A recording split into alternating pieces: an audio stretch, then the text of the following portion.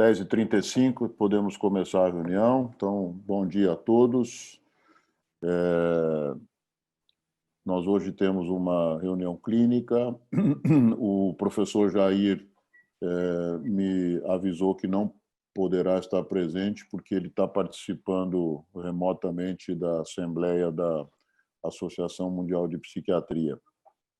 Então, hoje ele não estará presente e, como eu acabei de dizer para quem já ouviu agora há pouco, nas duas próximas sextas eu também estou justificando a minha ausência, mas são duas reuniões científicas e aí o Jair coordena as duas. A reunião de hoje está a cargo da Psiquiatria da Infância e Adolescência. Eu pediria que alguém do setor pudesse, de alguma forma, apresentar, não o caso, obviamente, que será apresentado pelo residente, mas apresentar a ideia da reunião e apresentar o residente também, o pessoal do setor que está participando. Eu não sei se é a Isabel que vai fazer isso ou quem que vai fazer, mas estou dando a palavra para alguém do setor de infância e adolescência, por favor. Professor Miguel, estou aqui. A Sheila está aí. Agora há pouco você não estava, então eu achei que você não estava, mas vamos lá, Sheila, por favor. Há 4 anos, a gente começou o serviço chamado DICA, Desenvolvimento Integral de Crianças e Adolescentes. Esse é um ambulatório em conjunto com a pediatria, em que passam os residentes da pediatria e a gente faz treinamento em detecção de transtornos psiquiátricos, né, e orientação. Agora, na pandemia, eles não estão passando, mas ano que vem vai regularizar. Junto com esse ambulatório com a pediatria, a gente tem um ambulatório que é dos R4, da Psiquiatria da Infância e da Adolescência, que são casos complexos de psicose, transtorno bipolar e depressão suicida. E o Wilson vai apresentar hoje um caso de bipolar na adolescência, que ele vem atendendo e que tem sido supervisionado pela Andrea, e os coordenadores do ambulatório são o Marcos e a Isabel. Então, é isso. Wilson, por favor, pode apresentar. Muito bom. Então, vamos lá, gente. Estão me ouvindo bem? Estamos te ouvindo bem. Ok, né? Eu sou o Wilson, R4 da Psiquiatria da Infância e Adolescência, né? Fiz toda a minha formação aqui sempre na Unifesp, desde a graduação, né? E eu vou apresentar um caso que vinha indo bem, mas teve, por algumas questões próprias, assim, transtorno bipolar e tudo, acabou tendo uma descompensação. E depois da apresentação do caso, eu irei apresentar, né, algumas particularidades do transtorno afetivo bipolar na infância e na adolescência.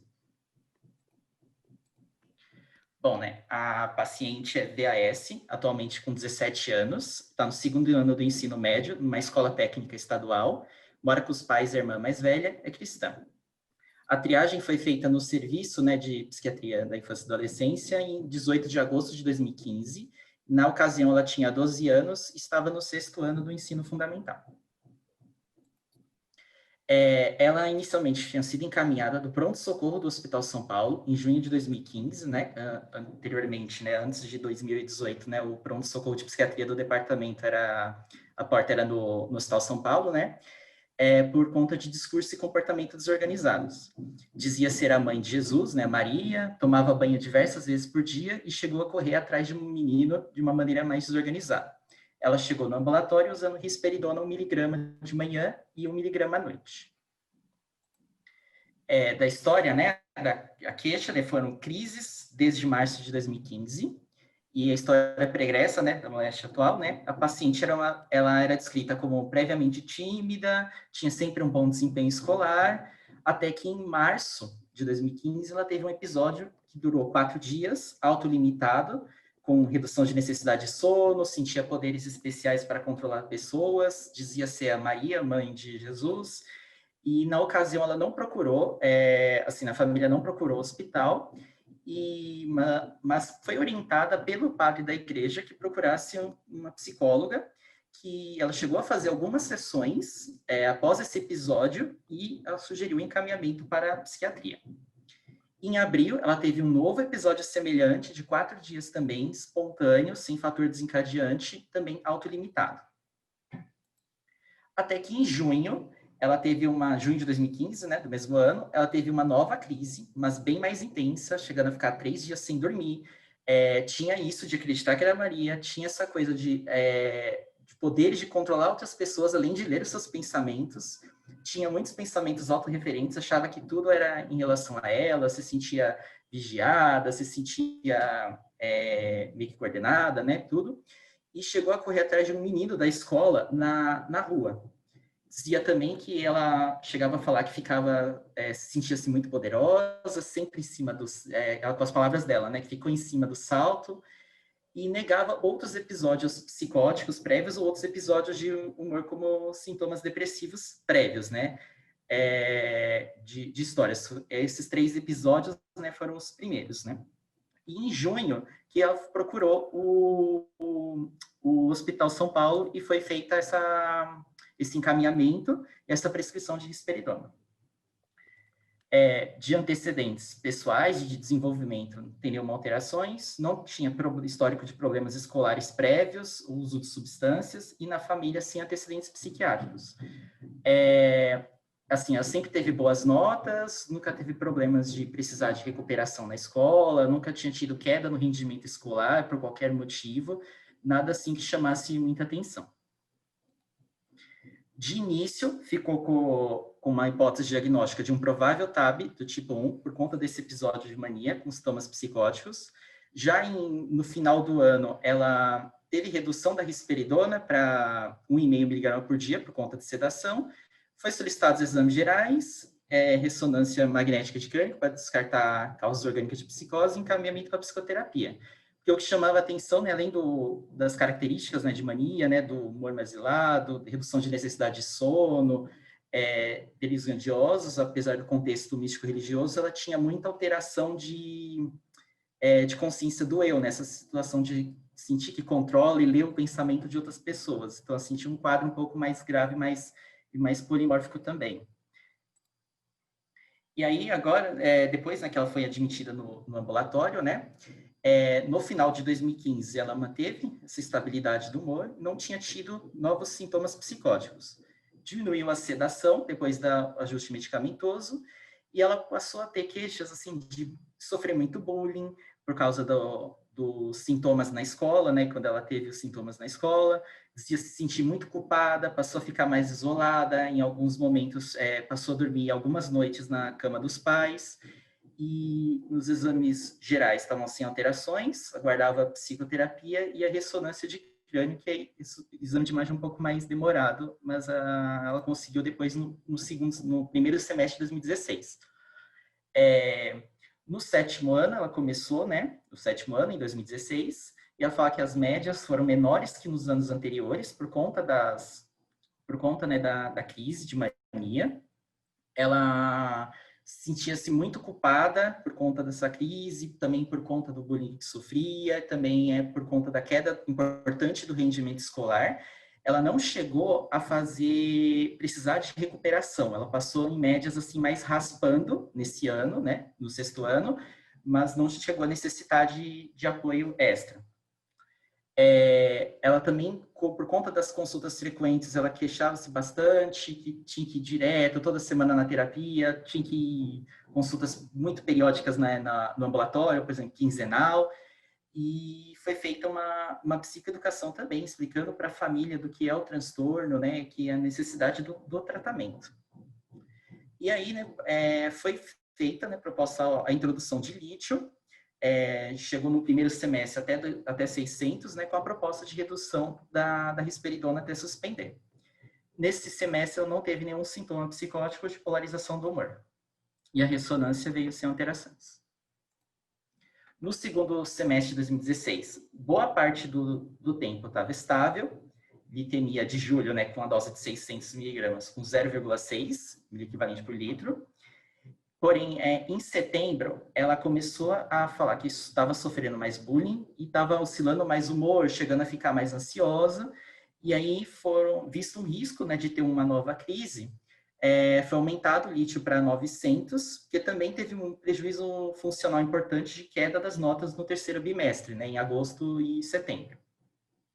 Em novembro, contudo, ela teve uma nova crise com a redução da necessidade de sono e disforia, quebrou objetos, bateu na tia, né, no familiar, tomava vários banhos por dia, de novo teve esse sintoma de ler a mente dos outros e ter poderes de ultra-realidade, segundo as palavras dela. Foi no Hospital São Paulo novamente e foi reintroduzido o antipsicótico, a risperidona, com uma discreta melhora no retorno, tem um pouco errado, discreta, né? Melhora no retorno, e foi aumentado para 2 miligramas de 12 em 12 horas. O lítio, na ocasião da litemia, né, pré-crise, estava 0,7, foi aumentado também para 1.200. Porém, com o aumento do lítio, foi vista uma adesão irregular, recusava as tomadas, ela dizia que tinha muito problema de concentração depois que aumentou o lítio, e também começou a ter um possível hipotireoidismo, né, secundário ao aumento desse lítio. Assim. Ela tinha um TSH de 5,17, com T4 livre normal, e sem outros sintomas de hipotireoidismo clínico. E aí foi proposta a troca cruzada do lítio para o valproato. No início de 2017, ela iniciou o ano eutímica com ácido valproico 750 por dia, o lítio já estava reduzido para 600 e a risperidona para 4. Teve um ganho importante de peso, né, após essa crise, esse aumento medicamentoso, e foi encaminhado também para nutrição via UBS. Foi suspenso, portanto, né, terminando essa troca cruzada em fevereiro, e aí também tinha sido encaminhado também para endocrinologista, que começou o acompanhamento. Depois dessa crise de mania, no final de 2016, ela estava sem acompanhamento psicoterápico. Ela se mostrou muito resistente em retornar à terapia e aderir ao tratamento, e a família tinha muita dificuldade assim, do manejo dessa recusa da paciente em continuar o tratamento, apesar de ter tido uma segunda crise grave recente. E aí, por conta disso, ela foi encaminhada para terapia ocupacional, né, TO particular, que ela também é atendida no consultório, né, mas faz parte do departamento, né, a Marina, e que foi encaminhada por conta dessas questões de manejo, né, da questão de adesão, de psicoeducação, e ela está até hoje com acompanhamento com ela. Não teve novas crises até o fim do semestre. No final de 2017, porém, ela começou a ter galactorreia, com prolactina de 59,45. Foi iniciada a redução gradual da risperidona por conta desse efeito colateral. E com a redução para 2 miligramas, ela passou a se sentir mais ansiosa e irritada. Ela não chegou a ter sintomas assim muito completos de uma hipomania ou um episódio misto, mas mesmo com toda essa carga de medicação, ela estava sintomática. E aí foi optado pela introdução do aripiprazol adjuvante por conta desses sintomas. Foi mantido o ácido valproico e não levaram valproatemia na ocasião. Até porque assim, tem uma dificuldade, às vezes, de conseguir mais o exame de valproatemia, principalmente na época, no Hospital São Paulo, era bem difícil assim, de conseguir. Em 2018, né, no início, com aripiprazol, ela ficou estável, chegou até na dose de 25 miligramas por dia, em abril, com a suspensão da risperidona. Os exames hormonais, né, estavam todos normais, TSH, T4 livre, prolactina, perfil lipídico, glicemia, hemoglobina glicada, estavam todos normais. Estava em prática regular de atividade física, estava passando por acompanhamento nutricional e estava com bom desempenho escolar. No segundo semestre de 2018, teve a mudança do ambulatório para o CAISM da Vila Mariana, e ela mantinha-se estável, sem polarização do humor ou sintomas psicóticos. Porém, ela passou a queixar-se de dificuldade de concentração, de rendimento escolar, que aí, na ocasião, foi atribuído, né, ao antipsicótico e foi reduzida a dose para 20 miligramas por dia em setembro, com melhora do rendimento e não teve nenhuma crise. No início de 2019, ela começou o primeiro ano do ensino médio em ETEC, né? Passou no vestibulinho, se sentia bastante feliz, né? tinha um bom, assim, se sentia feliz, assim, mas não no sentido patológico, né? Feliz, assim, tipo, de gratificada por ter conseguido, mesmo com toda a situação, ter passado na prova, né, da ETEC. Tinha um bom padrão de sono, não tinha oscilações de humor, nem sintomas psicóticos. Teve uma certa oscilação de peso e aumento de apetite, mas teve depois com orientações e isso melhorou. Não teve nenhuma intercorrência, não tinha, apesar dessa oscilação de peso, não tinha sintomatologia de transtorno alimentar, não tinha assim, uma questão de preocupação muito forte com imagem corporal ou abertura de anorexia ou algo do tipo. Os exames normais, não tinha novamente valproatemia, apesar de estar insistindo bastante. E a prescrição, quando eu assumi o caso em março, estava de ácido valproico de 750 e aripiprazol 20 mg por dia. Perdão, isso foi em 2019. Perdão. Aí, em 2000, que eu assumi o caso agora no início de 2020, confundi o ano, desculpa. Agora no final de 2019 e no início de 2020, né? Assim, teve um semestre sem intercorrências. Por conta da estabilidade contínua, foi proposta a redução do antipsicótico para 15 mg, e aí ela veio com queixa de queda de cabelo, que foi atribuída inicialmente por conta do ácido valproico. Inicialmente foi orientada a suplementação de zinco e selênio e observação. E se mantivesse essa recorrência, né, reavaliar a prescrição, que assim, ela perdeu um volume bastante grande assim, de cabelo, ficava com alteração no couro cabeludo, assim, quebradiço, assim, sensação de estava desidratado, assim, teve uma queda mesmo importante. No início do ano, desse ano, agora de 2020, sem nenhuma mudança do quadro com a redução da aripiprazol. Aí veio a pandemia do coronavírus, né? A partir do meio de março, que aí foi aquela correria, né? De desmarcar as consultas presenciais, deixar a receita na recepção, toda aquela confusão toda, né? E feito contato periódico com a mãe, né? Por telefone, que não relatava intercorrências psiquiátricas. Em junho, eu fiz um atendimento por videochamada, e a paciente estava eutímica, com bom rendimento nas atividades online, né? Assim, ao contrário de outras escolas estaduais, a ETEC ela tem um ensino assim mais pesado, né? Então assim, tem uma rotina de ter o horário dela, o horário que ela estuda, ter que ir ligar na videochamada, ter as tarefas de casa, tudo, enquanto outras escolas estaduais só têm tarefas mandadas, não tem a aula em específico, mas tem só tarefas. Então, assim, no caso, a paciente tem uma rotina escolar ainda mantida mesmo na educação à distância, né? Nesse atendimento, ela falou que vários familiares tiveram sintomas de coronavírus em maio, porém a mãe e a paciente ficaram assintomáticas, elas não chegaram a ser testadas, mas porém o pai chegou a ser testado e teve a confirmação do coronavírus. Foi feita a orientação de retorno para agosto, ainda por videochamada, e a programação de solicitar novos exames laboratoriais de controle, prolactina, valproatemia, exames metabólicos.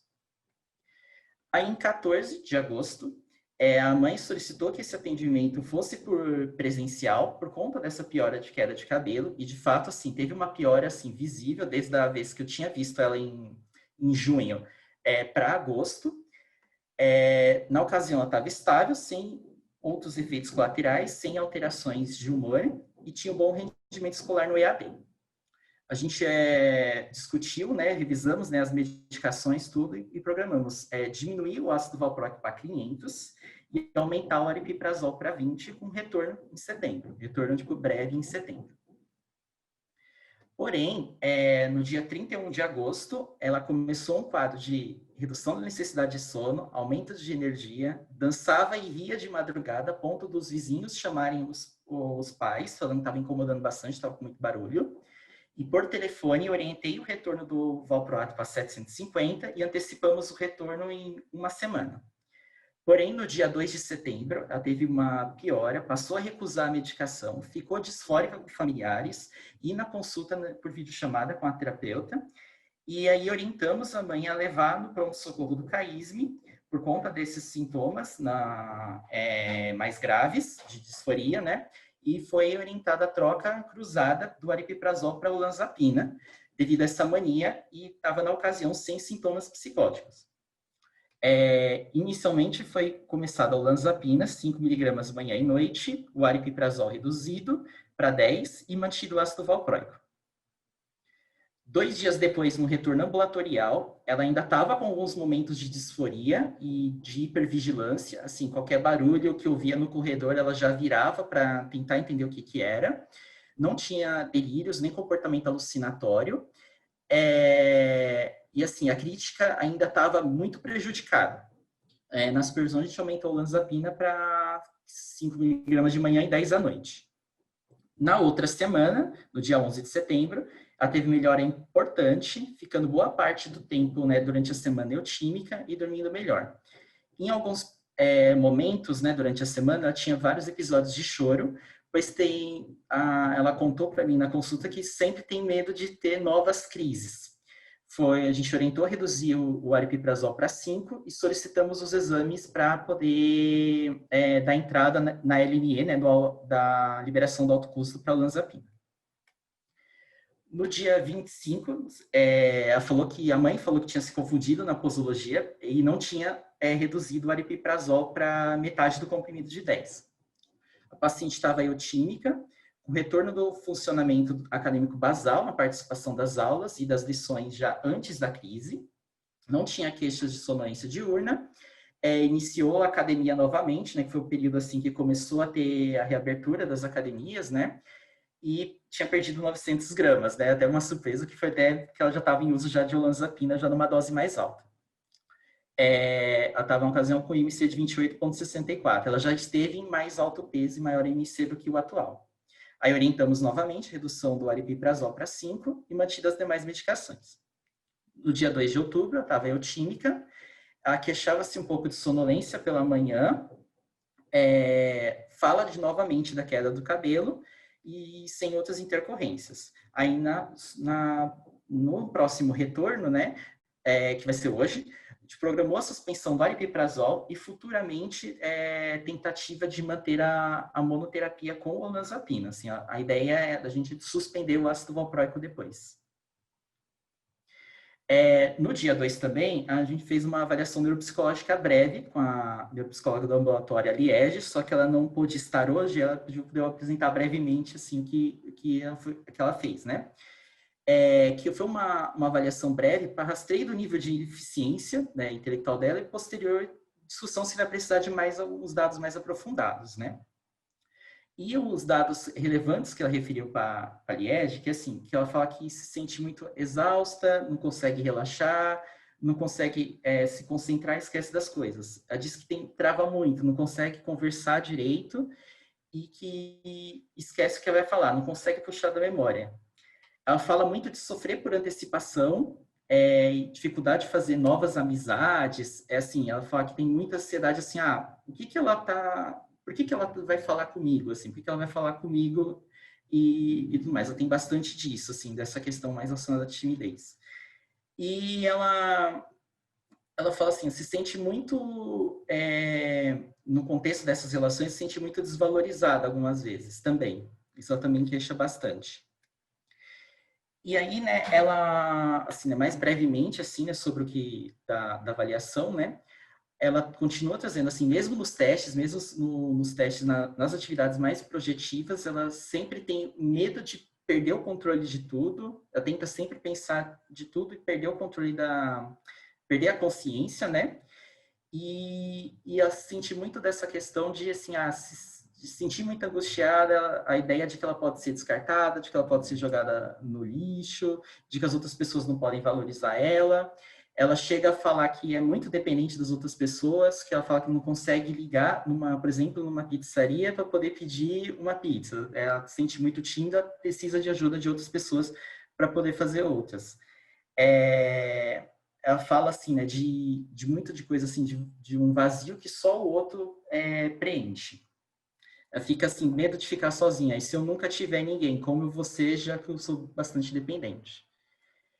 Da parte mais quantitativa, né, do WASI, né, assim, né, no geral, o nível de eficiência intelectual foi preservada.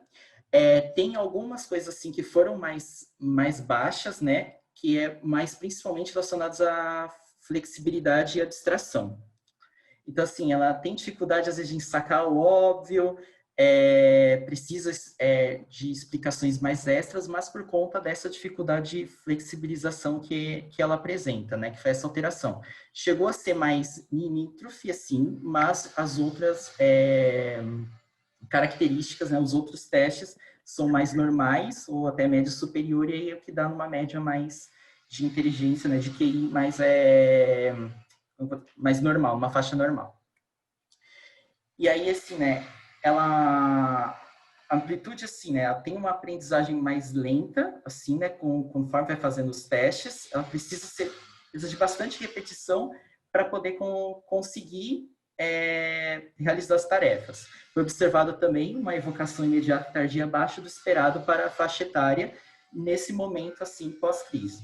Ela precisa de bastante suporte externo para monitorar essa evocação. Ah, já falei essa mesmo? Eu disse outra?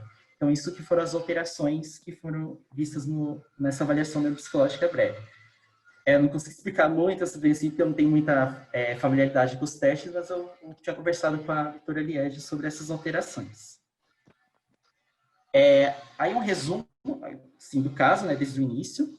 Desde 2015 para cá, né, ela já teve 2 episódios de mania psicótica, um que tinha ansiedade, que foi interrogado se teve hipomania ou não. Passou 2018, 2019 estáveis, em 2020 essa mania, sim, psicose. No ensino fundamental, em todos os anos, ela pontua bastante bullying. Na nova escola, né, na ETEC, isso não tem, e é uma preocupação dela agora que, mesmo ela teve a crise, né, não participou uma semana ali, né, do EAD, e mesmo assim ela tem bastante medo de sofrer bullying por conta dessa crise, mesmo estando no EAD, por conta da pandemia do coronavírus. E, assim, né, em alguns momentos, né, por conta das crises e também pelo bullying, ela teve queda de rendimento de notas, né, das atividades escolares. Da parte do resumo das medicações, a risperidona teve boa resposta inicial, porém teve galactorreia importante. O lítio teve dificuldade de adesão, queixas cognitivas e hipotireoidismo induzido, que melhorou com a suspensão do lítio. O ácido valproico teve boa resposta, auxiliou em períodos de grande duração de estabilidade, porém teve uma queixa de queda de cabelo importante. O aripiprazol, juntamente com o ácido valproico, auxiliou em um período de estabilidade. Teve inicialmente queixas de náuseas, mas depois sem outros efeitos colaterais. Porém, nessa alteração mais recente, não conseguiu segurar e não conseguiu prevenir novas crises de mania. E aí, a olanzapina foi introduzida recentemente, nessa última crise de mania, e até o momento, sem queixas importantes de sedação ou alterações metabólicas de apetite. Agora, depois que terminei aqui o caso, né, eu vou falar alguma parte assim, mais de discussão de características específicas do TAB na infância e na adolescência. Né?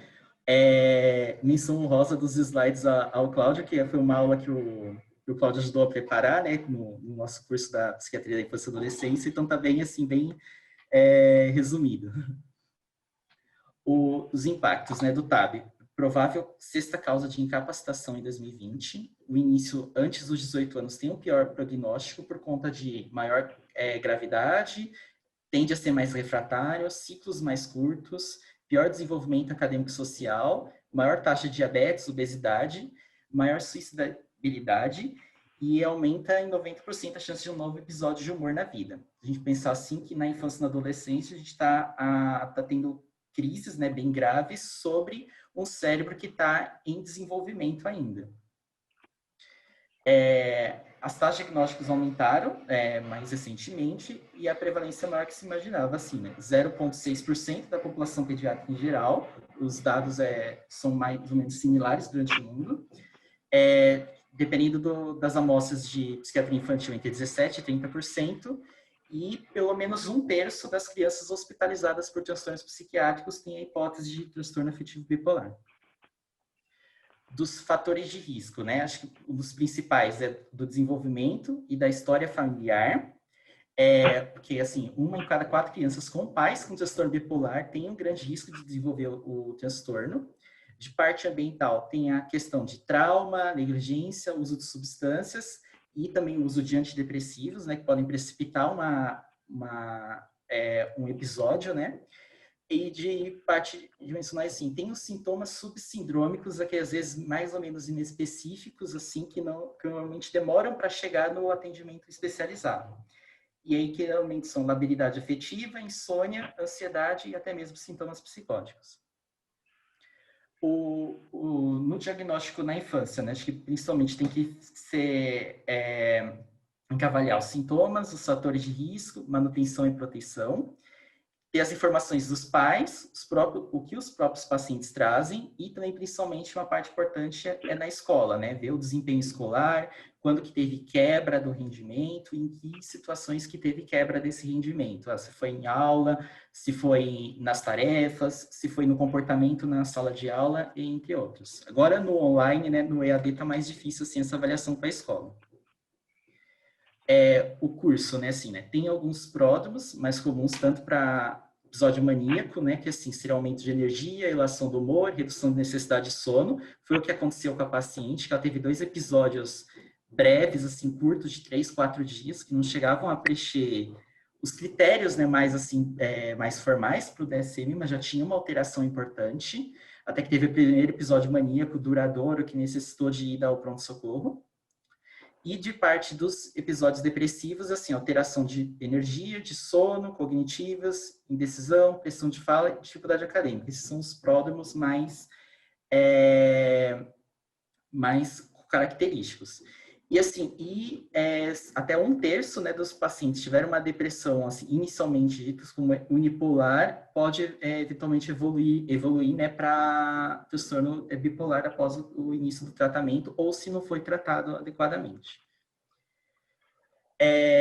Aí, assim, né, tem a questão também das comorbidades, assim, a mais frequente nas crianças e adolescentes é o TDAH, chega a ser até quase todos, dependendo da amostra, sintomas psicóticos pelo menos metade, e tem uma grande questão de ciclagem rápida, assim, muitos pacientes adolescentes acabam ciclando rápido, assim, a ciclagem rápida tem pelo menos 4 episódios de humor por ano.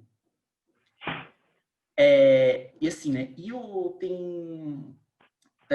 assim, né, da questão, né, desses pacientes que começam o transtorno bipolar na infância e adolescência, né, são normalmente mais graves, têm sintomas subsindrômicos com mais frequência, residuais na eutimia, e por conta, né, dessa questão talvez ambiental, né, e genética, que pais podem ter transtorno bipolar ou outro transtorno mental grave, terem uma pior supervisão.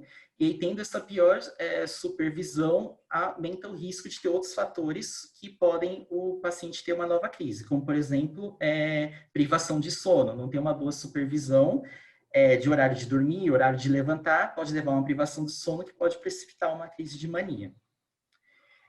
Da parte de cognitiva, né? Assim, apesar de ter normalmente com os outros controles, né, o mesmo QI, a média do QI ser semelhante, tem uma parte de redução de controle de impulsos, né, de autocontrole, e na capacidade de sustentar a atenção, mesmo nos períodos de eutimia.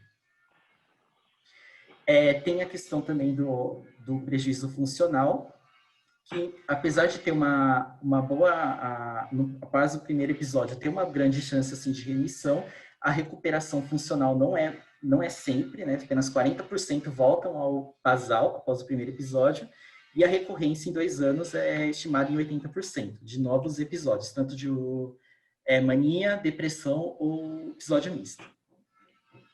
O tratamento, né, tem a parte de fase aguda, até que a gente fala que é o início do tratamento, até 2 meses de remissão do episódio, e a parte de manutenção é prevenir novos episódios. Então, assim, a parte tanto farmacológica quanto não farmacológica, atentar aos sintomas residuais, a envolver a família, atividade física, promoção de saúde no geral.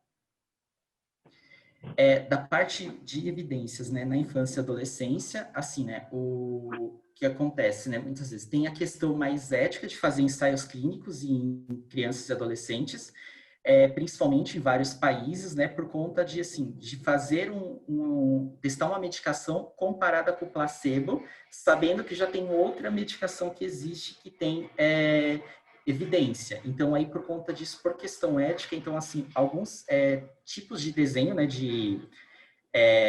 de ensaios clínicos são mais limitados na população pediátrica, principalmente comparar uma medicação nova, randomizada, duplo cego, com o placebo.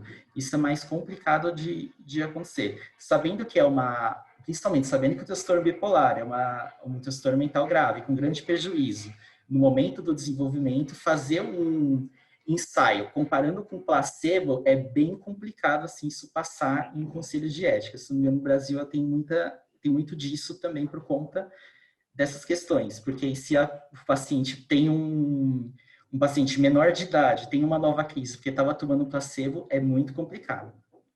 E os principais medicações estudadas são estabilizadores de humor e antipsicóticos atípicos.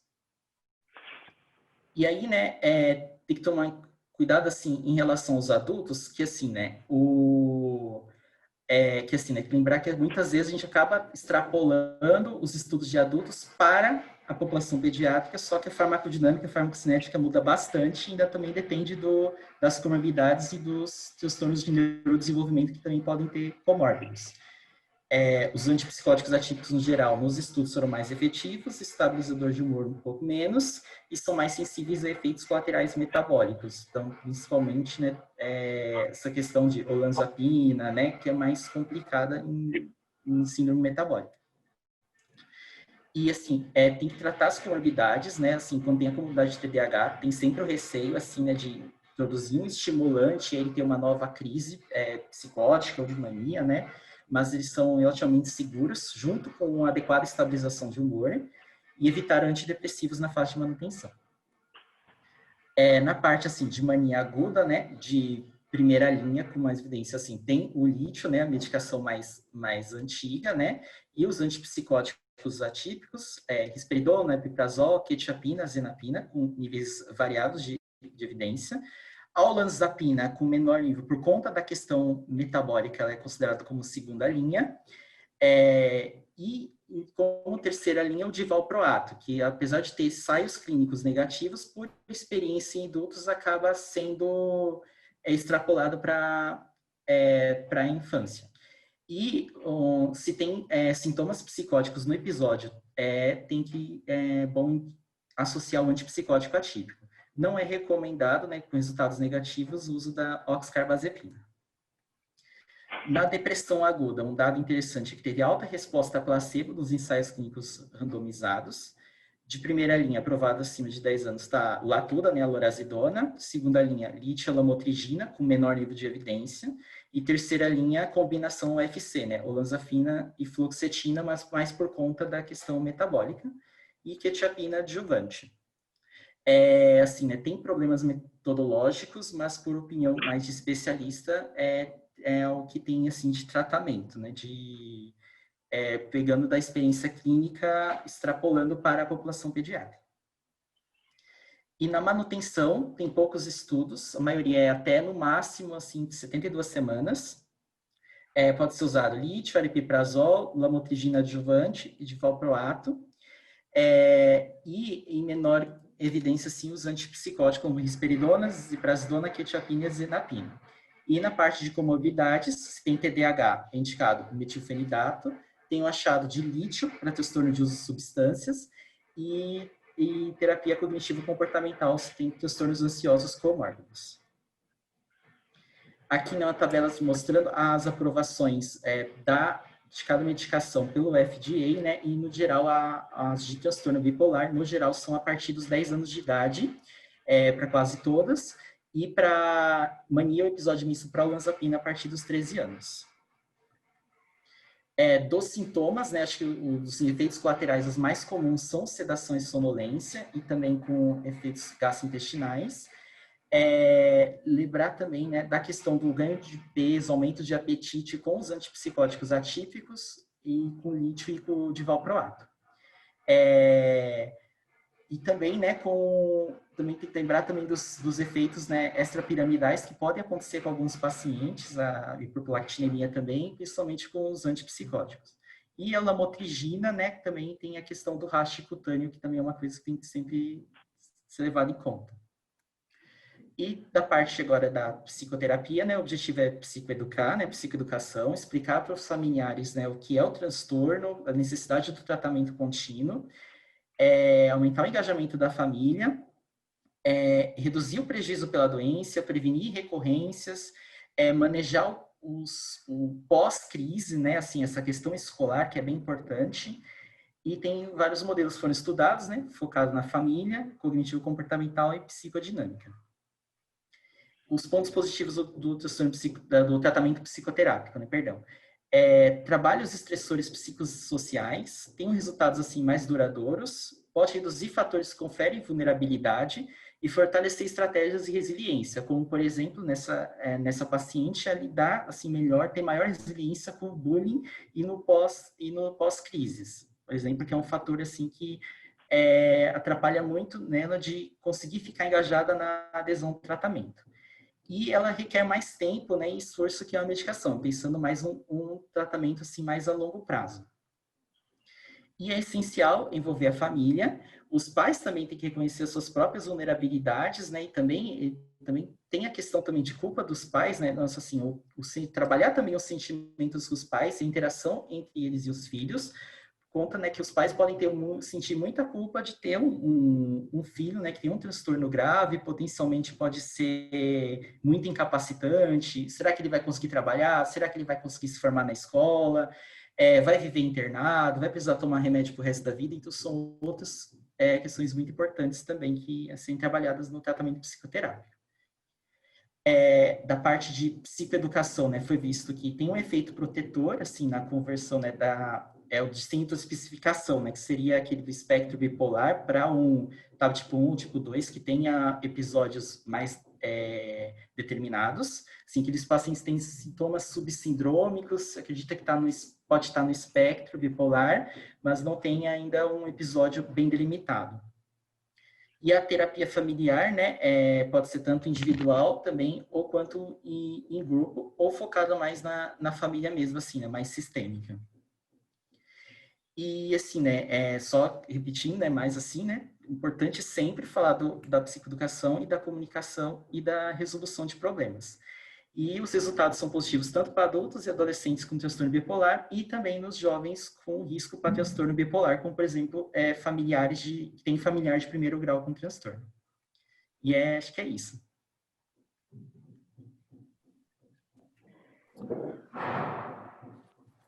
Acho que você podia deixar de compartilhar a tela para a gente poder, de alguma forma, enxergar. Isso, legal. Não estava indo o botão.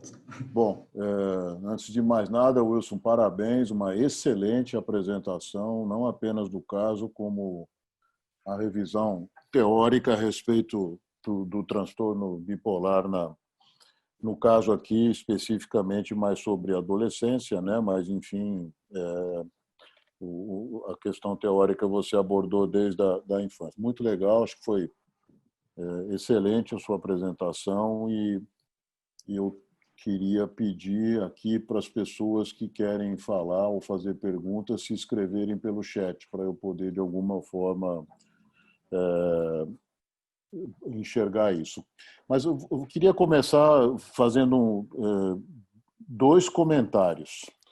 O primeiro deles, que me chamou a atenção, no caso específico dessa garota, foi que os fatores de risco que, de alguma forma, foram elencados na revisão teórica, que dizem respeito a antecedentes familiares, que dizem respeito mesmo a circunstâncias, eu não consegui identificar um único fator de risco que tivesse presente para essa moça prévio ao aparecimento da primeira crise dela, né? Acho isso interessante, né? Quer dizer, ela não tem antecedentes na família, não apenas não tem aparentemente de transtorno bipolar, quanto também não tem de outros tipos de transtornos psiquiátricos. Parece uma família muito bem constituída, né? Então, uma família que tem alguma condição, inclusive, são religiosos, tem um convênio médico, quer dizer, parece uma família muito bem, parece que os pais, ou pelo menos a mãe aparece várias vezes aí, uma família bem estruturada, aparentemente, ainda que você não tenha dado muitas informações a respeito da família em si, mas pelo pouco que de alguma forma transpareceu, parece uma família bem estruturada. Ou seja, Interessante essa característica, né, da gente não ver fatores de risco para essa moça, o que obviamente não a poupou de apresentar o quadro tão típico de transtorno bipolar quanto o que você apontou, né? Talvez a Sheila pudesse depois comentar um pouco sobre isso. E a segunda coisa que eu queria comentar é assim, o impacto que ter uma doença grave como essa tem, particularmente para alguém numa fase de crescimento, né? Quer dizer, ela começou a apresentar o quadro na puberdade, né? O quadro começou com 12 anos, ela está agora com 17. Ela já teve, pelo que eu me lembro aí, umas 4 crises, né? Ainda que ela tenha ficado 2 anos estável, sem crise alguma.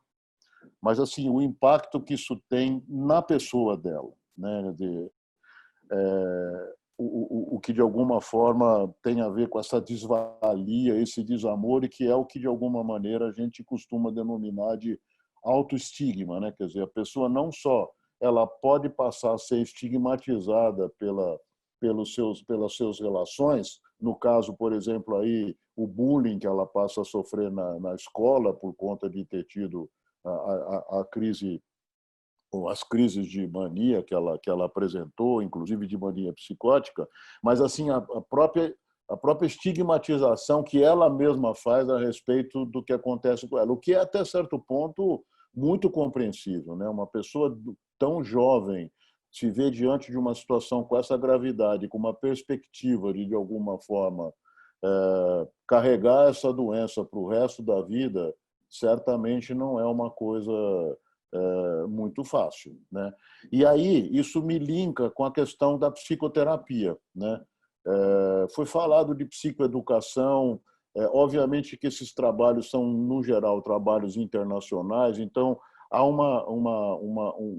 se ressalta muito a questão da terapia cognitivo-comportamental, mas assim eu acho que a maneira como essa menina vivencia a própria doença dela talvez seja a coisa mais importante para ser trabalhada numa psicoterapia, porque senão ela vai de alguma forma piorar em muito, né? O que possa vir a acontecer com ela do ponto de vista daqui para frente. Conviver com essa patologia é alguma coisa absolutamente fundamental de ser trabalhada para que ela possa efetivamente desenvolver todo o potencial que ela tem pelo lado não doente dela, que também existe e não é pequeno, né? Quer dizer, diante da história que foi apresentada, ela tem muitos momentos onde ela, de alguma maneira, está livre de sintomas, mas ainda assim apresentando toda uma série de problemas, né, de sofrimento causado pelo fato de ter a doença e de ter tido as crises que teve. Então, trabalhar isso numa psicoterapia, no meu modo de ver, é absolutamente fundamental. E eu acho que isso transcende a questão de um trabalho cognitivo-comportamental que visa outro tipo de propósito, que eu acho que também é relevante, mas não acho tão relevante quanto essa questão pessoal dela, né? Então, acho que para dar um start na discussão, eu queria fazer esses comentários e vou passar a palavra. Eu acho que a gente podia colocar algumas perguntas, tem 2 pessoas inscritas, e aí depois vocês vão dando uma resposta meio em conjunto. Está inscrito para comentar o Marcelo Feijó, em seguida ele, o Salvador Bianco e depois a Ana Chaves. Então, primeiro o Marcelo Feijó. Primeiro, parabéns, Wilson, pela apresentação, né? Para Isabel e a Andréa também, que participaram aí como receptores, né?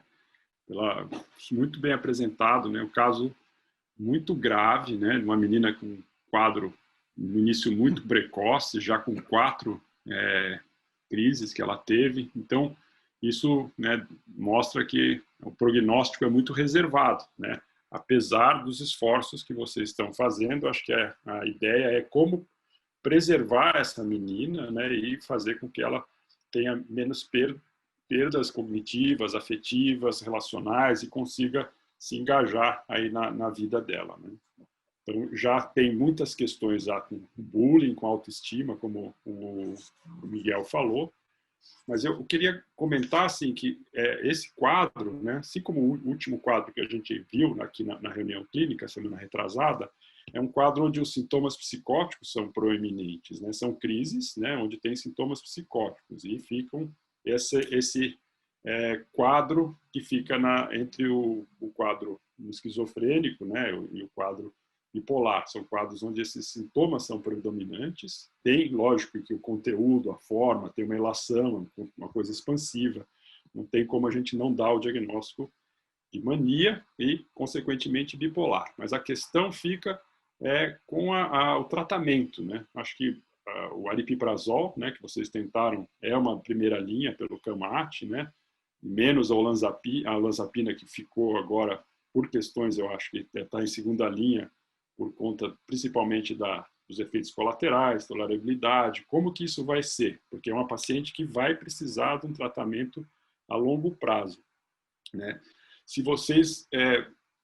ela está se cuidando, né? Ela não teve nenhuma repercussão, mas a questão que eu acho esses pacientes com sintomas psicóticos, mesmo sendo bipolares, a manutenção, eu acho que acaba sendo quase que obrigatoriamente manter um antipsicótico, né? E um antipsicótico que não tenha tantos efeitos colaterais, principalmente numa menina, né, tão jovem, que já teve problemas aí com efeitos colaterais com o lítio, com o ácido valproico, que eu acho que vocês estão nesse caminho de fazer mesmo a monoterapia.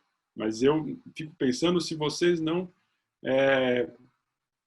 trocaram muito rapidamente. Será que não valeria a pena? Será que ela tomou de fato, né, o aripiprazol, né, que ela tem uma questão de adesão, né? Enfim, né, porque sem dúvida é uma medicação que seria mais tolerada a longo prazo. A outra questão, né, com relação à terapia, eu concordo com o Miguel, né, mas eu acho que a terapia comportamental ela tem muito mais evidências de eficácia. Acho que a terapia psicodinâmica tem muito menos evidências, ela não está nem acho que em terceira linha, né, mas é um outro tipo de abordagem que eu acho que na melhoria da qualidade de vida, no funcionamento dessa pessoa. Acho que não pensando tanto na diminuição das recaídas e recidivas, mas como de melhorar a autoestima, com a inserção dessa pessoa na escola, profissionalmente, na vida em si. Então, acho que esse tipo de pesquisa, que acaba não sendo avaliado dentro dos guidelines, né, que tem um outro aspecto mais com relação à qualidade de vida, inserção social, etc., também deve ser considerado aí importante, mas eu acho que é algo a mais do que o tratamento da doença em si. Acho que era isso que eu queria comentar. Então, Marcelo, só para esclarecer uma coisa que eu falei, na verdade, quando eu falei da terapia, eu não quis me referir especificamente a terapias psicodinâmicas, mas você que é o Papa, eu queria falar da terapia tipo interpessoal, na verdade, aquela coisa que, de alguma maneira, tem muito a ver com relações que essa menina estabelece com os seus pares e aonde uma atitude de autoestigma por parte dela pode vir a comprometer de maneira muito danosa. Mas só para esclarecer um pouco o que eu falei. Eu não sei se a gente já passa a palavra e depois deixa os outros dois falarem, porque eu tenho medo de acumular muita coisa ao mesmo tempo, né? Talvez a Sheila possa comentar um pouco o que eu falei, o que o Marcelo falou, depois a gente passa para as intervenções do Salvador e da Ana Chaves. E aí, de novo, volta para a equipe do programa de infância e adolescência. Sheila ou qualquer outra pessoa da equipe. Eu queria passar para a supervisora, para a Andréia, que é a nossa especialista em bipolar no ambulatório, para ela contar um pouquinho do racional da medicação e da questão da psicoterapia, né? Então, Andréia, a palavra está com você, por favor. Oi, bom dia. Então, eu queria também parabenizar o Wilson, que é sempre um residente que tem muito empenhado nos casos, né? Conduz muito bem os casos. Eu queria, bom, eu acho que já foi falado sobre essas questões aí, que faz a gente entender a gravidade do caso, né? Um caso de início muito precoce, que já abriu, né, o transtorno bipolar com um quadro de mania, sem ter usado antes antidepressivo. A gente tem outros pacientes que abrem um quadro maniforme quando fazem uso de corticoide, mas não foi o caso dessa paciente, né? Realmente, ela tem 17 anos e já tem 5 anos aí de evolução de doença, né? Com seus prejuízos, né, que são inerentes ao transtorno bipolar, ainda mais nesse início tão precoce. A gente tenta, tanto da forma medicamentosa quanto não medicamentosa, ajudá-la, dar esse suporte, porque realmente quando aconteceu esse primeiro episódio na escola, foi muito impactante para ela. Mexeu muito com questões, né, de autoestima, né, de querer continuar na escola, de lidar com tudo isso. E da parte medicamentosa, acho que se a gente já tem dificuldade com adultos que têm transtorno bipolar em relação à adesão ao tratamento, a entender que o tratamento medicamentoso vai fazer parte da vida deles, é mais difícil ainda, é mais desafiante ainda quando a gente lida com crianças e adolescentes, né? Então, tem toda essa questão de não querer tomar remédio, ter os efeitos colaterais, mas o Dr. Marcelo perguntou sobre a adesão. Ela tem sim adesão ao tratamento medicamentoso, a mãe dela garante essa tomada de medicação.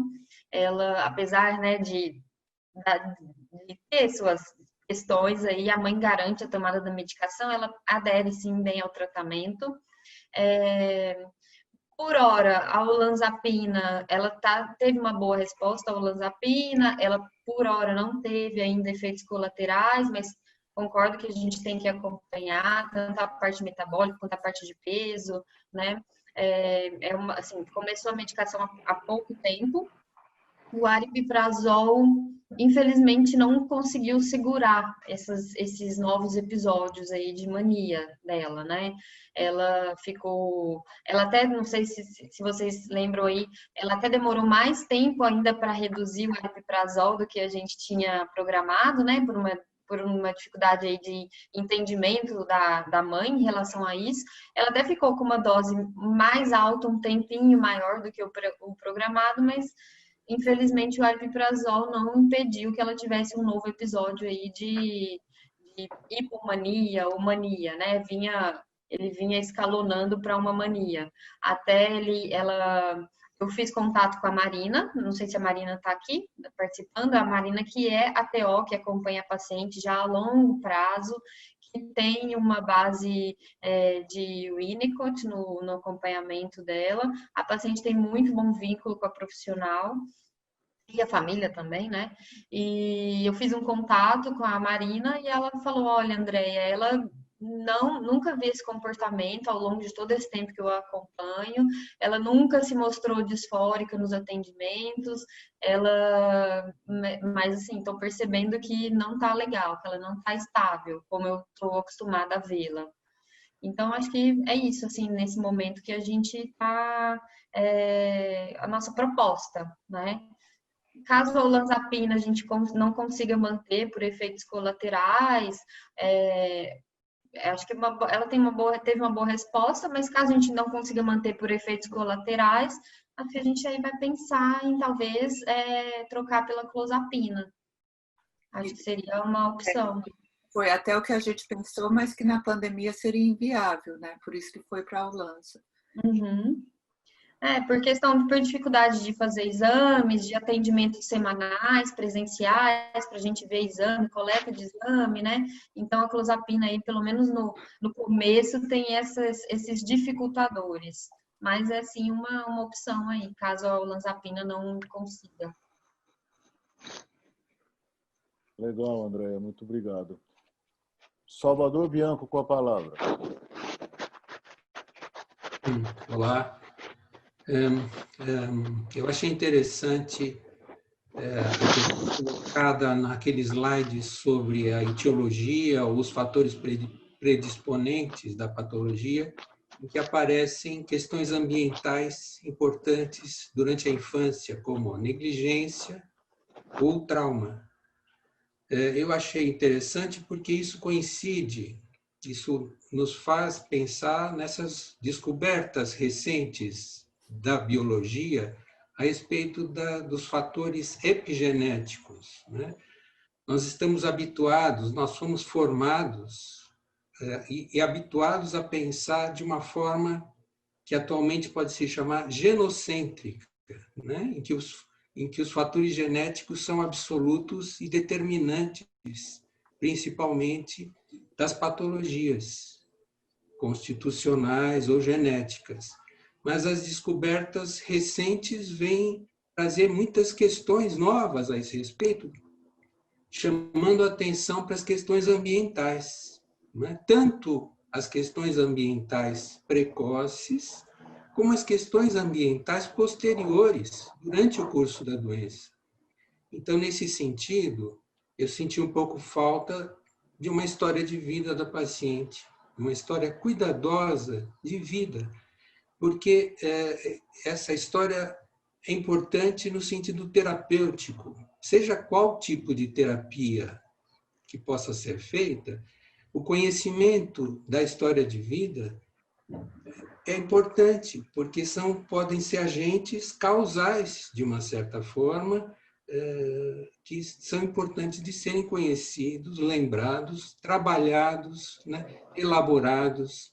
A questão das memórias traumáticas, por exemplo, podem ser trabalhadas de alguma forma, de maneira diferente, de acordo com cada terapia, mas elas não podem ser negligenciadas também, se é quando elas acontecem. Muito bom, Salvador. Eu acho que, além de poderem ser fatores causais, no mínimo podem, de alguma maneira, influenciar a evolução do quadro, né? Então, acho que antes de passar para a Ana, eu vou pedir para a equipe comentar um pouco sobre o que o Salvador está colocando, por favor. Vou pedir para a Isabel, que até fez mestrado em genética também, comentar um pouquinho essa questão, que é a coordenadora do ambulatório, junto com o Marcos. Eu acho que essa questão ela é muito interessante, é uma coisa que eu tenho muito interesse também, né? Do quanto que, às vezes, a clínica ela foge um pouco daquilo que a gente espera. Então, a gente vai perguntando para um caso tão típico, de início tão precoce, deve ter um familiar esquizofrênico, deve ter alguém com bipolar na família, deve ter alguma herança genética mais direta, e não é o caso, né, dessa paciente, né? O que a gente sabe da história de vida dela é que não tem história de negligência, de abuso, de memórias traumáticas nesse, né? Alguém que é boa aluna, que era preocupada, que tem um bom desempenho acadêmico, que tem planos futuros nesse sentido, que tem uma família que a apoia, né? A mãe, principalmente, é extremamente presente. Então, fica sempre um pouco para a gente pensar o que pode ter acontecido aí para ser um possível, não vou dizer desencadeante, mas alguns fatores que possam ter colaborado para isso, né? Eu acho que é mesmo uma curiosidade do caso, né? Mas o que a gente sabe até agora é que eu acho que o que é mais traumático da vida dela e da história de vida dela é sim a primeira crise de mania, né?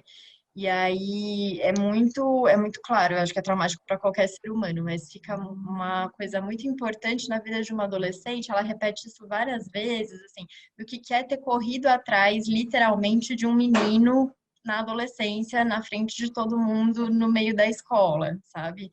Então, isso me chama muito a atenção, até quando foi começar a avaliação neuropsicológica, né, com a Ariete, ela falava assim, eu tô com muito medo aqui, eu tô com muito medo de errar, eu tô com muito medo desse teste dizer o quanto eu não sou boa ou confirmar o quanto que eu não tô conseguindo evoluir, que eu não vou ter esse sucesso. E aí a Lied perguntou assim, né, mas o que foi de mais traumático para você? O que você acha que te lembra esse medo? E ela sempre volta nessa história de ter corrido atrás do menino, então isso é uma coisa que deixou muito marcado para ela, né? Questão da sexualidade, né? Sim.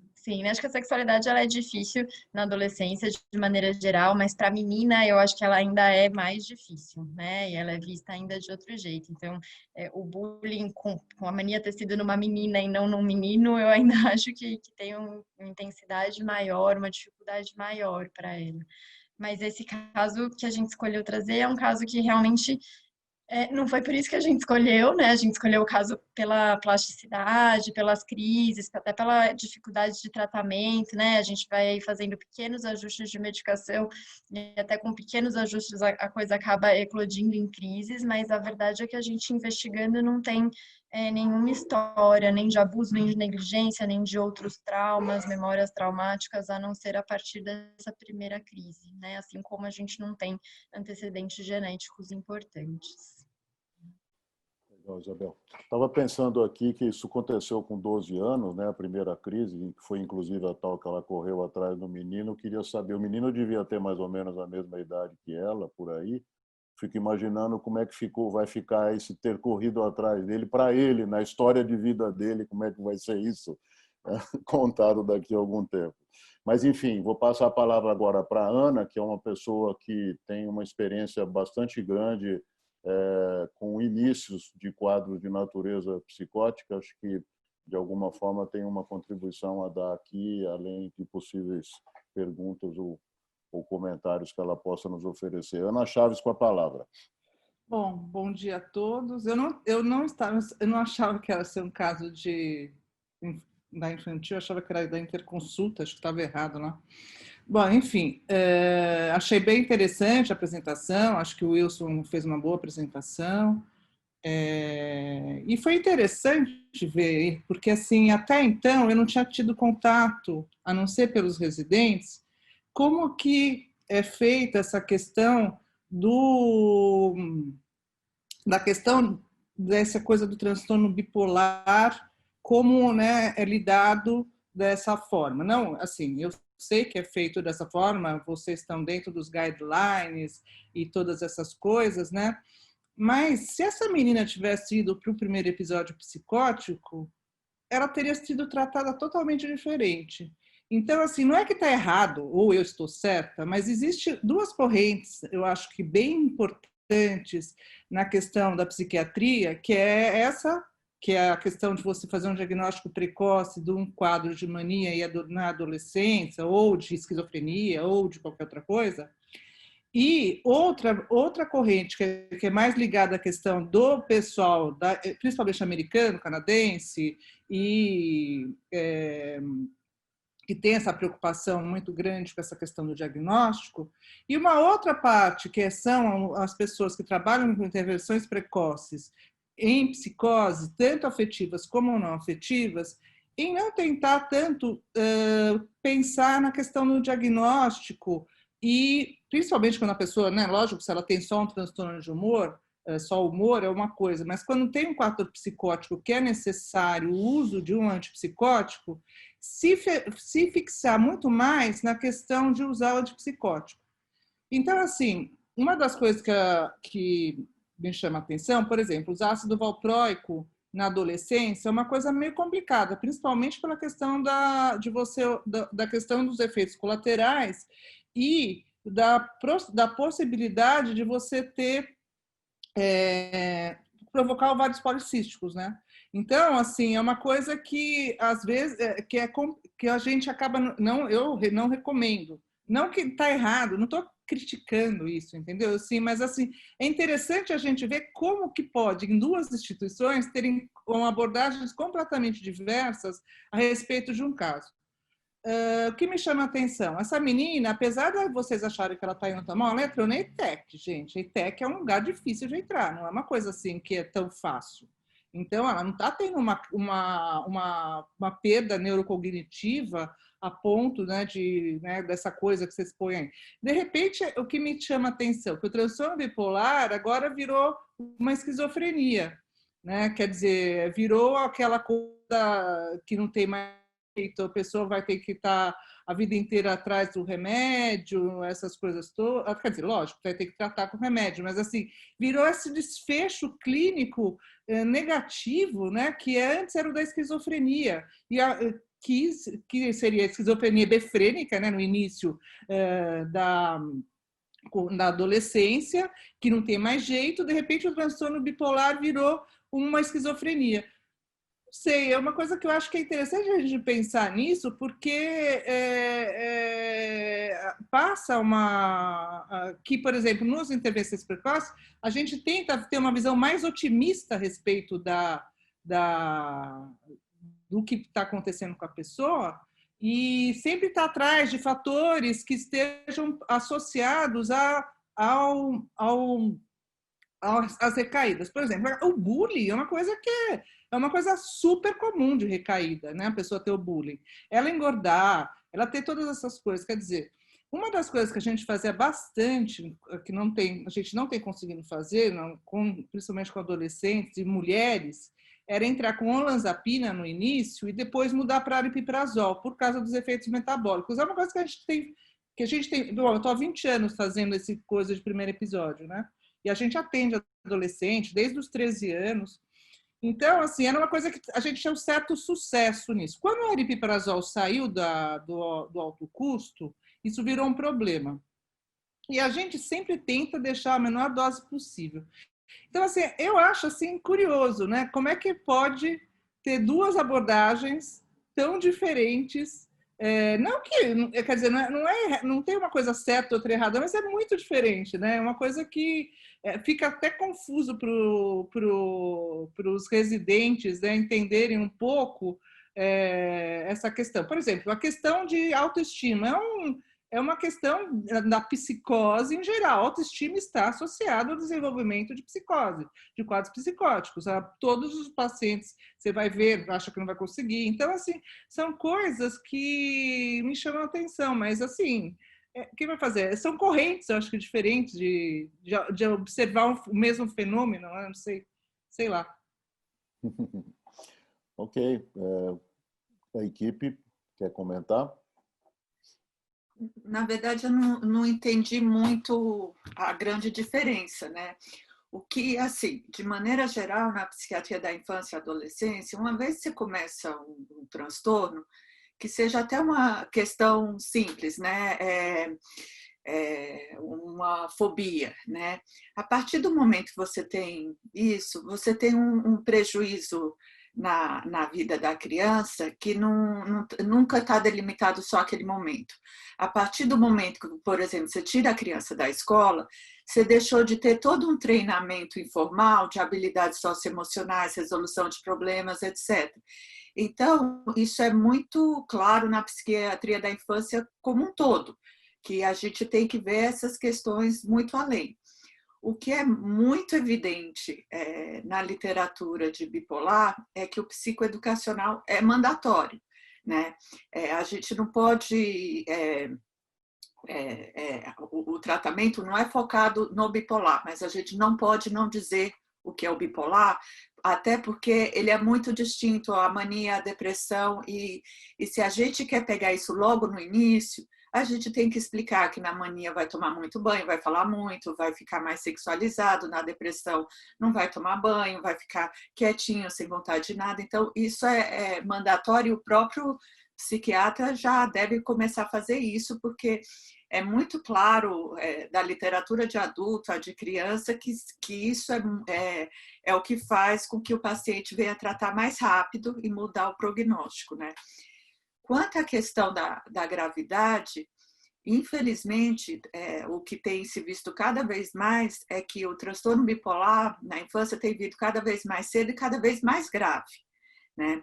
Então, o fator de pior prognóstico dele é sim começar antes dos 18 anos. A maioria vai começar aí com seus 16, 17 anos. Você tendo isso antes dos 15 anos, o prognóstico é bem ruim. Na maioria das vezes, você tem uma família em que é muito presente o transtorno bipolar, ou que você tem sim uma história de abuso, de trauma, que até a gente achou interessante trazer essa menina, porque a gente não encontrou nenhum desses dois fatores. Mas, assim, uma vez que você começa o transtorno bipolar numa idade precoce, o prognóstico dele é um pouco melhor do que a esquizofrenia, mas não é um bom prognóstico, né? Até porque algo que eu falo muito com os residentes é assim: você começa com transtorno bipolar com 12, com 15 anos, como é que você forma a sua personalidade? Se você passa um mês em mania, hipersexualizado, no outro mês sem levantar da cama, um mês gostando de fazer 3 atividades físicas diferentes, no outro mês não conseguindo fazer nada. Então, aí também tem uma discussão muito importante, né, do diferencial com borderline, mas que começando tão precocemente, e dessa menina ela escapou bem disso, né? Mas a gente vê muito eles evoluindo também para transtorno de personalidade borderline, porque não tem estabilidade os casos graves, e ela não é dos casos mais graves, porque ela teve só 4 episódios. Na maioria das vezes eles têm ciclagem assim contínua, né? Então, assim, é consenso em toda a literatura que o prognóstico é, sim, muito reservado, e um pouco melhor do que da esquizofrenia, mas ele já começa com os prejuízos, e o prejuízo cognitivo dela é típico, né? Você tem um déficit na memória verbal, você... Aliás, desculpa, Sheila, só quero interromper você para perguntar, esse neuropsicológico foi feito quando? Depois que ela teve essa última crise? Depois das crises. Quanto tempo depois que ela teve a crise?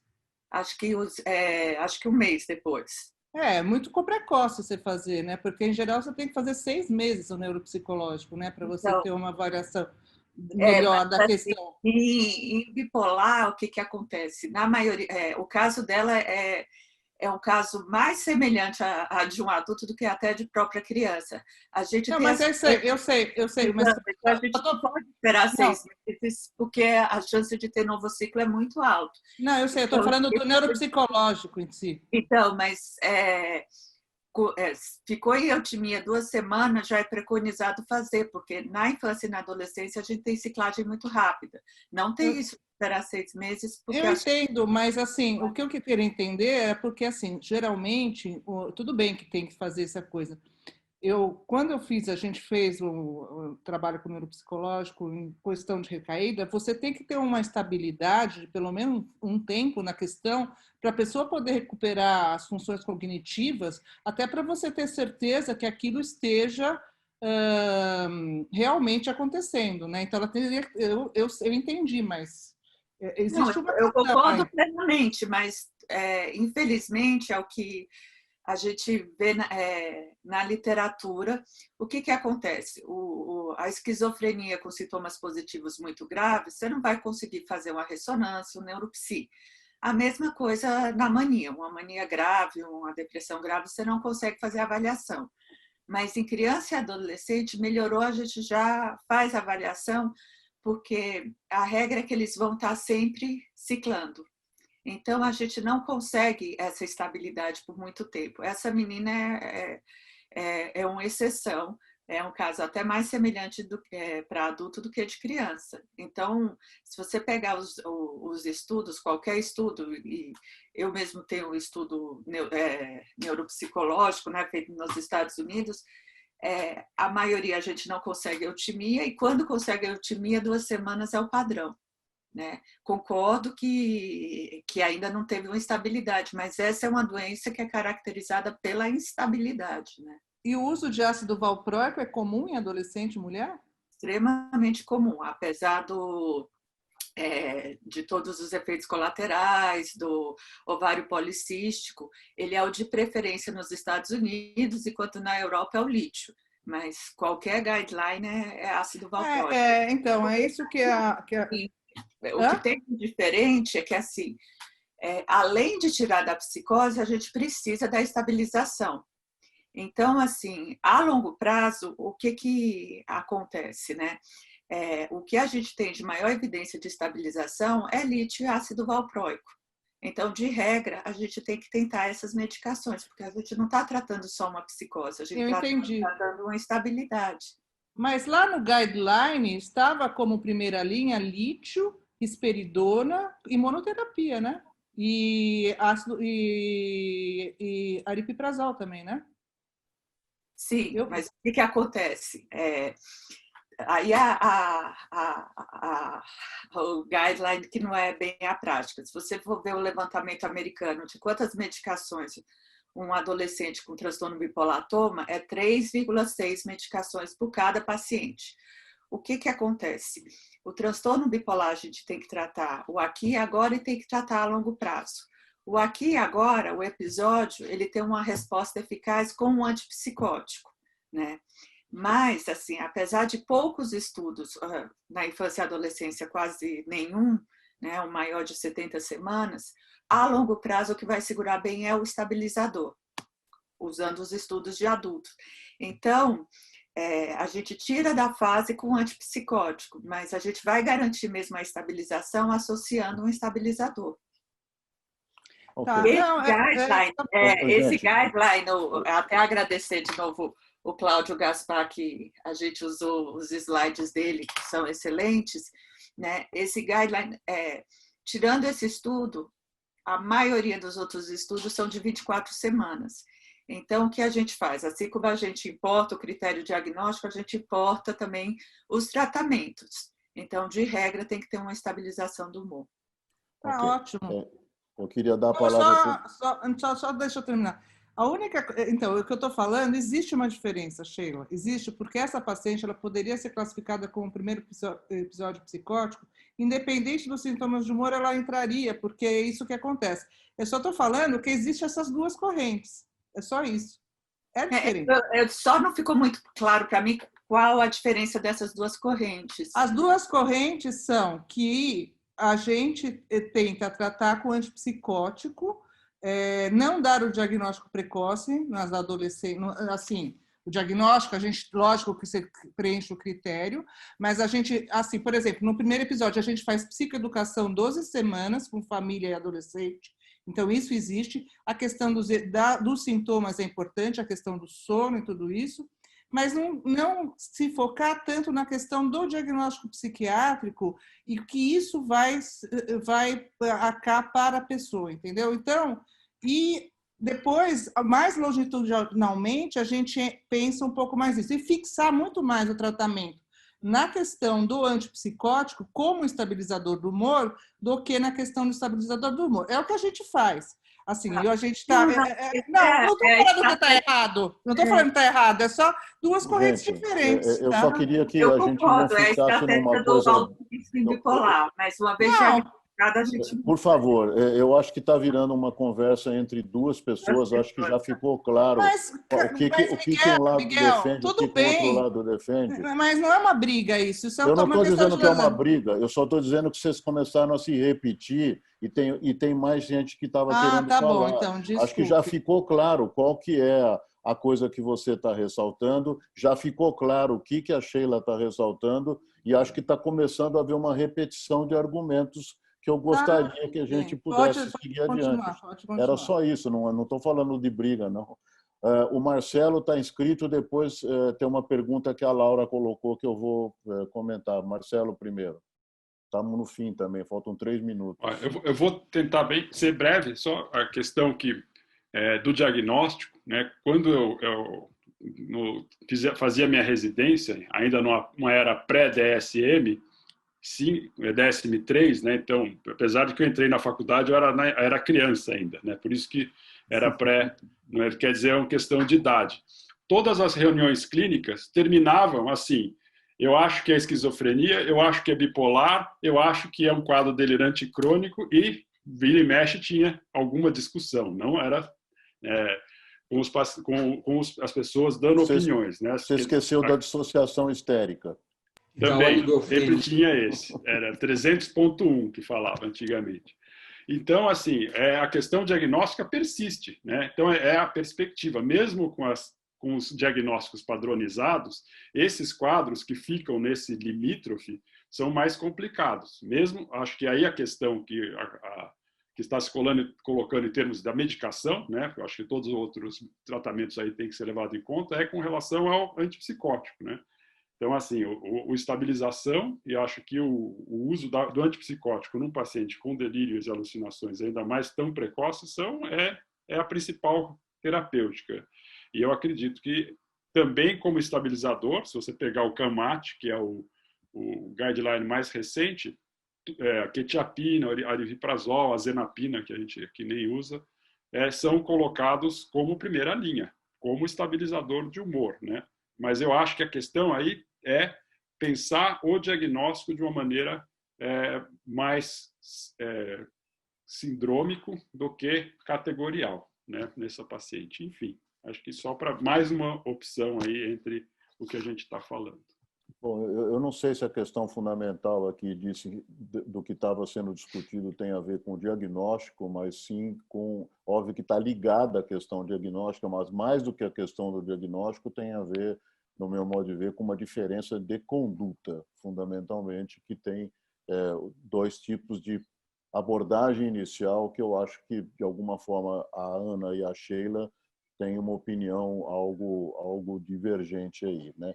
Mas, assim, no detalhe, na verdade, eu acho que isso não é algo tão fundamental assim. Bom, tinha uma questão que a Laura colocou aqui, Laura não, a Cristina, desculpa. A Cristina colocou aqui a respeito de orientação sobre troca de escola em função da questão de bullying e estigma, né? Eu queria pedir para a Andréia comentar, já que ela pôs uma respostinha bem curtinha aqui. Andréia, por favor.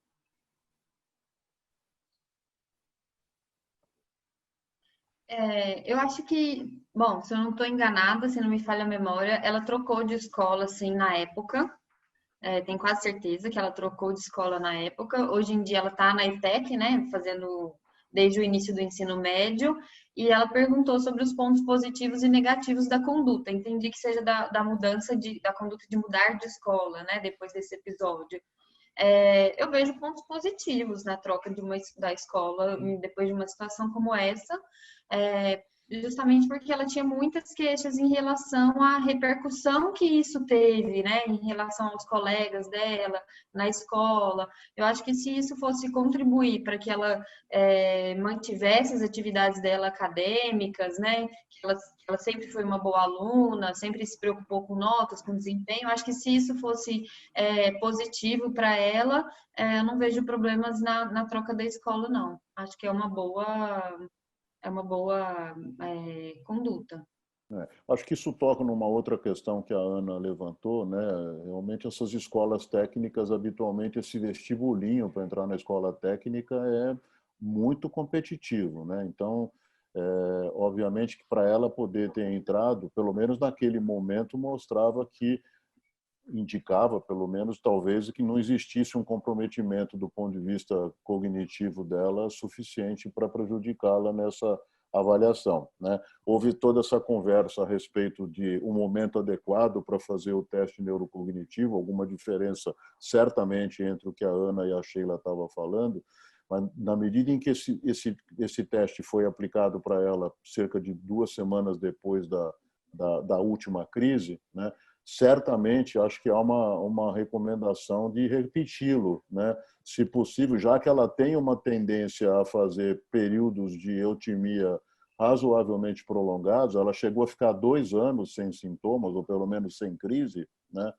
Acho que seria interessante, de toda maneira, depois de algum tempo, depois de alguns meses de estabilidade emocional nela, repetir esse mesmo teste para ver se os resultados se estabilizariam em torno do que aconteceu agora ou se teria uma melhora. Bom, de qualquer forma, assim, eu acho que foi uma discussão extremamente interessante, né? Acho que foi bastante rico o caso para a gente poder conversar. Desculpe se eu fui muito incisiva. Não, eu só aquela hora eu só interrompi porque estava começando a haver uma repetição, só por isso, tá? E, enfim, eu acho que a discussão foi bem legal, né? E acho que é bom, acho que quando a gente tem opiniões diferentes é uma coisa que enriquece a discussão, porque se todo mundo sempre tiver o mesmo tipo de pensamento, a gente não precisaria nem estar fazendo reunião de discussão de caso clínico. Então, acho que essas diferenças de abordagem, de opinião, apesar de existirem, porque se a gente for ficar aqui aplicando simplesmente algoritmo, né, a gente compra um computador, bota lá o algoritmo e não precisa de psiquiatra, não é verdade? Então, acho que isso é o que nos diferencia, muitas vezes, de muitos outros profissionais de muitas outras áreas. Nós temos um lado técnico no que a gente fala, mas nós temos um outro lado que transcende isso e é excelente que isso apareça nas nossas de caso clínico e eu espero que continuem aparecendo e acontecendo. Então, parabéns para todo mundo, foi uma ótima reunião, na minha opinião. Obrigado, gente, e um bom fim de semana para todos.